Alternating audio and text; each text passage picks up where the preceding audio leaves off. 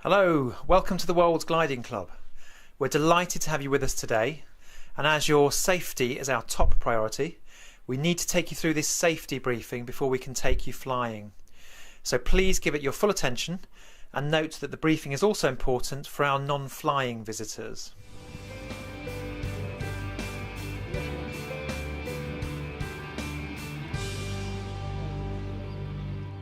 This is an aerial view of the airfield. The clubhouse is here. We have two runways, both with grass and concrete areas, all of which can be used for takeoff and landing of gliders, as well as powered aircraft. When you move around the airfield, please take note of the following do's and don'ts. Don't move around unaccompanied where possible. The gliders are quiet, fast and sometimes hard to spot.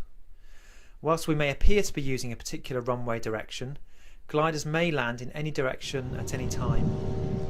Even the powered aircraft are hard to hear if they're coming into a breeze. Club members will be on hand to escort you from the clubhouse to the launch points, which may be located some way away depending on the prevailing wind.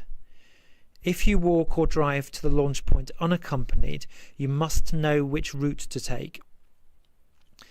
Never walk or drive across grass runways. Always stay on the outer edges of the runways and drive on the left-hand side of the concrete runways while travelling towards the launch point at no more than 10 miles an hour with your radio off and your windows down if possible. This is so you can hear aircraft or warning shouts. When returning to the clubhouse, drive on the same side of the runway. Never ever cross the straight line between the winch and the launch point, because crossing winch cables could be very dangerous. For the same reason, always drive behind the winch and never in front of it. When crossing the concrete intersection by car, stop just before the intersection and look in both directions to check for incoming aircraft. When crossing a concrete runway on foot, stop, look and listen for incoming aircraft, again in both directions, and then quickly proceed at right angles to the runway, avoiding stopping in the middle of the runway. If you're driving along the edge of the runway and you see a glider approaching, just stop your car to indicate to the pilot that you've seen the approaching aircraft. Carry on after the glider has passed. Please park your car well into the parking areas away from the runways. Take care when crossing the concrete runway from the parking area to the launch point, always scanning the sky for approaching gliders. At the launch point, it's safe to stand within the chained off area or just behind the launch vehicle. Avoid standing in front of the vehicle and don't move onto the grass or concrete runway unless you're being accompanied out to your glider.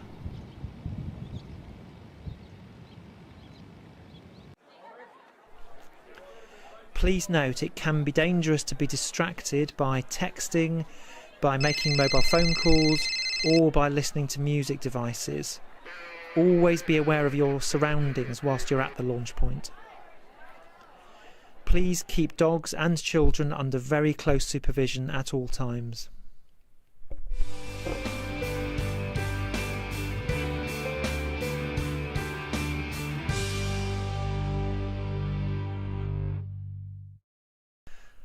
Safety in the glider.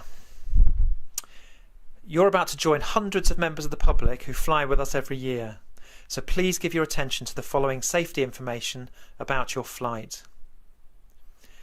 When we take you out to the glider, you'll be introduced to the instructor who'll be taking you flying. You'll be sitting in the front seat of one of our two-seater gliders. The instruments and the controls are duplicated in each cockpit, and we'll explain these to you.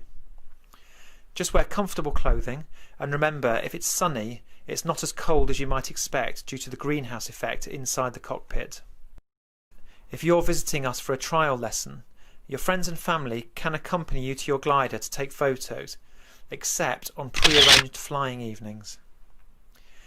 Don't stand in front of the glider once the canopy's closed, and the glider is ready to take off.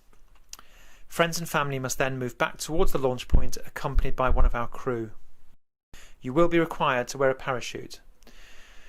This is put on like a jacket, and the crew will explain to you how to fasten its straps.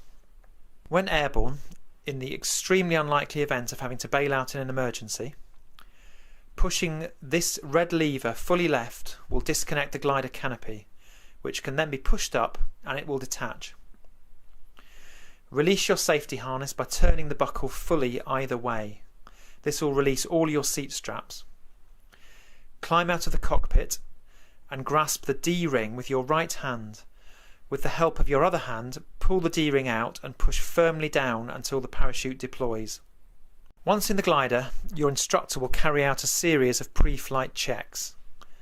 In particular, make sure that your legs do not impede the movement of the control stick and that your fingers stay clear of the blue lever slot on the left-hand side.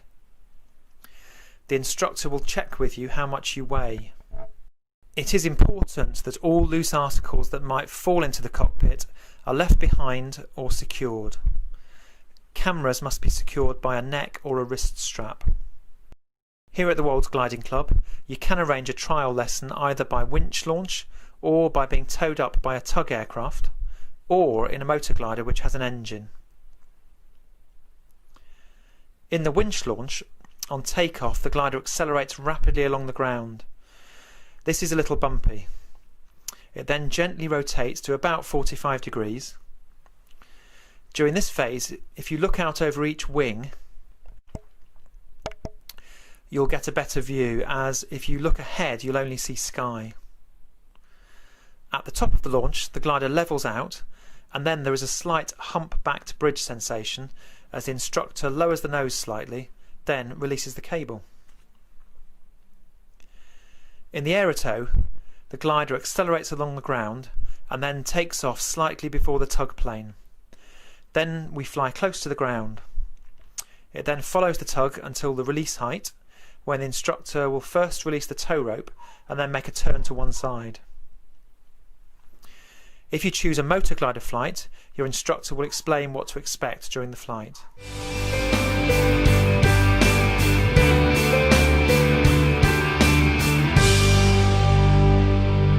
Right, that's the safety information. Now a little bit about your trial lesson. When airborne, lookout is very important, and 2 pairs of eyes are more efficient than 1 pair. So you can help us by telling us if you see any other aircraft or gliders in the sky.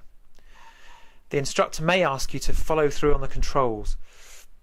This means holding the control stick gently between your fingers, but letting the instructor move it.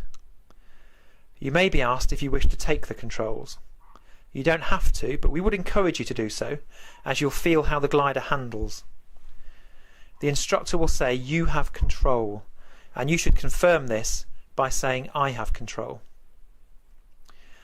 On some days we may find a thermal, and we may be able to circle in this to gain height.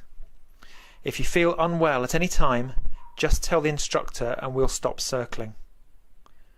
It is a good idea not to stare at the instruments for too long. It's much better to look out towards the horizon. When it's time to land, we'll then fly a circuit to arrive at the right height above the runway. Don't be concerned by the clunking noise as the instructor operates the air brakes. These control the rate of descent. The instructor uses them to bring you down to the right point for a smooth landing. We really hope you enjoy your trial lesson. Please don't hesitate to ask any of the instructors or a member of the crew if you have any questions at all. Many of our regular members started gliding by having a trial lesson, so we really hope to see you again.